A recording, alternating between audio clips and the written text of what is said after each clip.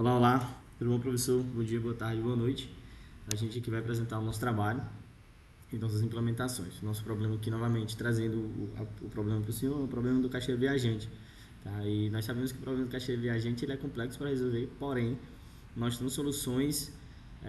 O senhor propôs que nós realizássemos algoritmos que rodassem em instâncias pequenas do problema. Tá? Então, aproximadamente ali 5 vértices, tá? Ali com arestas, ciclos, e para a gente encontrar ali um caminho hamiltoniano sobre um grafo, sobre o grafo que o senhor propôs, né? De pequena instância, tudo bem?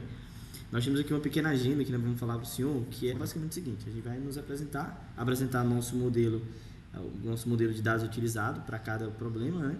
Apresentar a forma como a gente resolveu o problema do caixeiro viajante, também apresentar nossas percepções sobre os paradigmas, já que aqui nós estamos na perspectiva de entender paradigmas distintos, e apresentar um pouco mais das nossas dificuldades. Essa é a nossa agenda de hoje, tudo bem?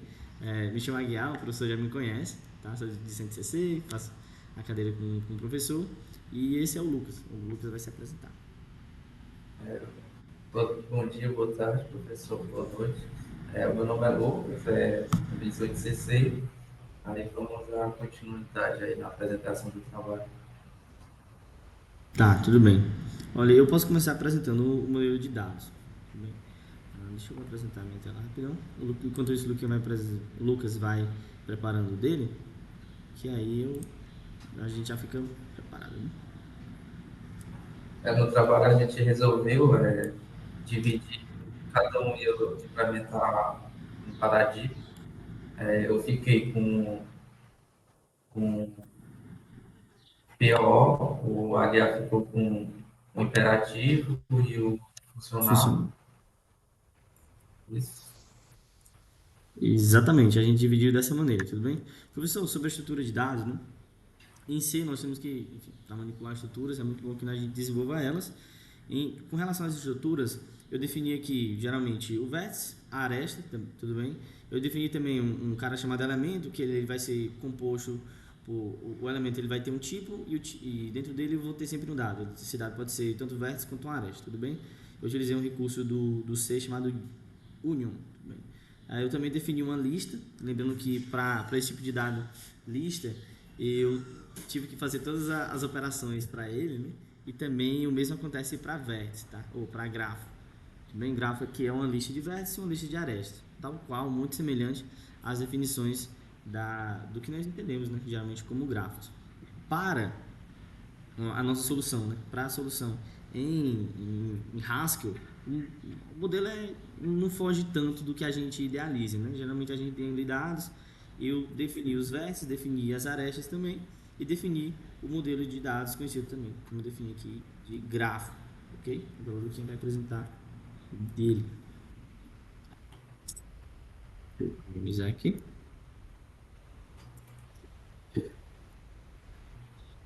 Tá. Já está aparecendo aí. Sim, tá apresentando. A forma que a gente fez aqui no Java foi criar uma lista de pontos. A gente cria uma lista de pontos, depois a gente mapeia para um objeto chamado vértice, que ele vai ter o nome, se já foi visitado ou não, as coordenadas, a lista de adjacências, e aqui a gente usou o mapping para colocar o valor da distância, né, entre os adjacentes. Então, como você colocou lá no documento, para gerar um ponto, aí a gente gerou o ponto, colocou aqui as adjacências. Da forma que a gente gerou aqui, foi um gráfico completo. Como você não definia como era para ser gerado esse gráfico, a gente gerou aqui um gráfico completo, onde todo mundo tem adjacências, ligado a todo mundo, né?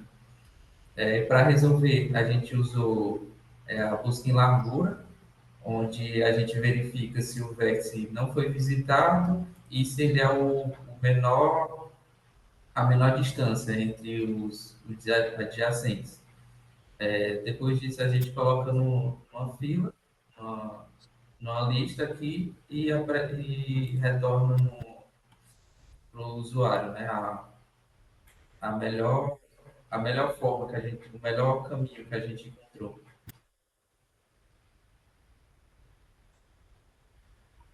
Bem, e acabou que o Lucas apresentou já, né, o nosso terceiro ponto da nossa agenda de hoje, que seria apresentar a forma como a gente resolveu o problema do caixeiro do viajante.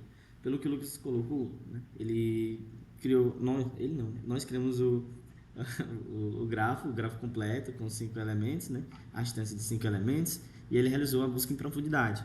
Bem, já diferente dele, eu fiz para o paradigma imperativo, né, que é em C, eu fiz de maneira diferente. Eu gerei os pontos, né, dentro do plano cartesiano, naquela limitação partindo de 0 a 100, tanto no eixo x quanto no eixo y. Bem, eu também dei a limitada, né, para não ter sobreposição de pontos, ok? Eu não consegui gerar números aleatórios para cidades, eu consegui gerar só os pontos realmente, os pontos dentro do plano cartesiano de maneira aleatória, ok? Eu também gerei um gráfico completo, só que a forma como eu resolvi foi um pouco diferente. Eu utilizei o problema, eu resolvi com um algoritmo de visão mais prof. Basicamente, eu sempre mantive desde o começo, né? Desde o elemento que eu parti, eu mantive um ciclo, e aí eu só adicionava esse ciclo os vizinhos mais próximos que manteriam o ciclo, tá? Então foi isso. Aí eu não sei se eu já falei, mas novamente eu também fiz um gráfico completo, tudo bem? Já a solução para o paradigma funcional que a gente resolveu, né? A linguagem foi Haskell. O problema basicamente foi utilizar a força bruta, né? A estratégia de força bruta, tudo bem? Ok, é isso. Sobre a forma de implementar, foi isso que a gente fez. Tudo bem? Uma outra perspectiva que eu dou é que a gente não tinha muito domínio sobre Haskell, né? O paradigma foi muito bom a gente conhecer ele. Tá? E aí a gente já dá para dar uma vinculada com o nosso quarto ponto, né? Da nossa agenda de hoje, que é apresentar nossas percepções sobre os paradigmas.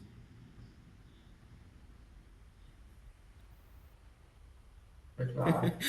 Tá. Eu vou trazer um pouco aqui que complementa sobre a perspectiva de PO, né? Paradigma orientado a objetos. Tá, sobre o paradigma imperativo, tá? Nós, desde o começo da graduação, a gente sempre estuda sobre ele, é um dos primeiros que nós utilizamos, né? Aqui na graduação, com a linguagem C, tá? E nós estamos bem acostumados com ele, né? Ele possui alta tipagem, tá? Ele possui a característica, né, de nós definirmos funções, tá? Um diferencial que eu percebi é que em Haskell eles têm um nome específico para isso, mas em Haskell nós poderíamos receber como parâmetro de função, de função, outra função, né? E também retornar uma outra função, como retorno de função, ser outra função. Isso diferente de C, tá? Em C nós não podemos, não há essa característica, o paradigma não permite isso. E foi algo que eu achei muito interessante, tá? E aí eu já faço um paralelo, eu já traço um paralelo aí com orientação a objetos e também o paradigma funcional, que é a forma como a gente modela uma estrutura de dados é bem semelhante, tipo, na ideia do programador ter autonomia de criar suas próprias estruturas de dados e, enfim, para manipular os dados ali que é necessário que o programa manipule. Se for comparar com um paradigma funcional ali em Haskell, a gente também cria estrutura de dados, tal qual o programação orientada a objetos, né? O paradigma de orientação a objetos. Tudo bem? Uma outra característica ali que eu diria para Haskell, para o paradigma funcional, é que ele é muito bem amarrado, sabe? Pelo que eu percebi, um dos objetivos dele é que, não é que é objetivo, né? Ele é bem utilizado na matemática, é bem utilizado na programação, que envolve uma exatidão bem feita, né? Ele tem muitos recursos para que deixe tudo amarrado para que não quebre, né? Eu percebi que existe uma contenção de erros mais forte, tá? E aí necessariamente junto dele vem a necessidade de nós entendermos um pouco mais sobre o paradigma, né? Entendemos que ali nós temos basicamente funções matemáticas, acho que é por isso que a gente chama de paradigma funcional. E sobre perspectiva, é isso que eu tenho. O Luquinha pode apresentar um pouco mais sobre a orientação a objetos. Sobre o PO, coisa que a gente percebeu é que é mais fácil de modelar as coisas da vida real para o código, pelo menos eu acho isso, porque dos outros paradigmas, porque já é o da própria linguagem, né? Fazer a modelagem com objetos e tudo. E também tipo, as linguagens são bem mais, tipo, meio que não deixam muito as coisas a cargo do desenvolvedor, né? Tipo, como C, a gente consegue fazer bem mais coisas, tipo, a gente consegue ser mais autônomo. Eu acho que minha visão é essa sobre os paradigmas. Ah, ok. O último ponto nós trazemos aqui dificuldades. Tá? Sobre as dificuldades, né? Eu não diria que eu sou 100% C, né, mas eu conheço um pouco, tudo bem. Eu pude aprender um pouco mais aqui para resolver os problemas, tá? Sobre Haskell, eu era zerado, totalmente zerado, tá? Não consegui muito, tive que pegar muita coisa assim de fórum, muita coisa que estava solta na internet para poder juntar e ver se extraía algumas gotinhas, tudo bem?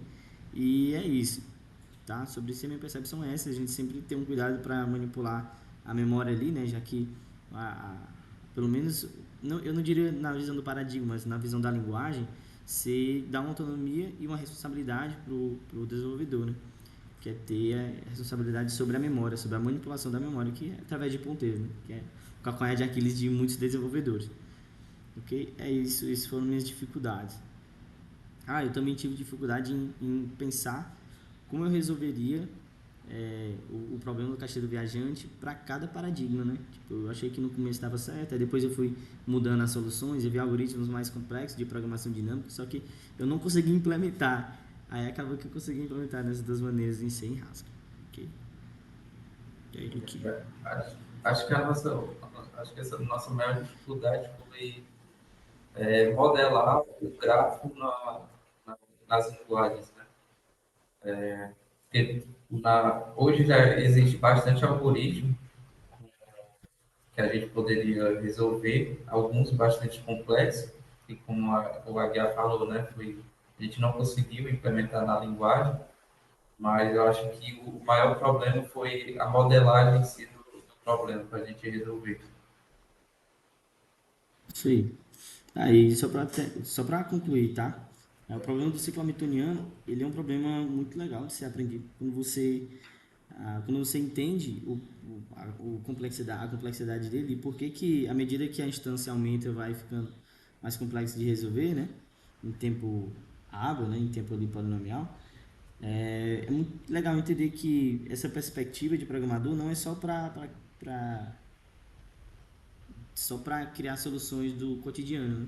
Também para criar soluções da computação que são necessárias e que é muito importante que nós saibamos, como cientistas da computação, resolver problemas clássicos, né?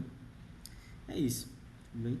O que você quiser dar alguma consideração a mais, a gente já está finalizando, Só isso. tá?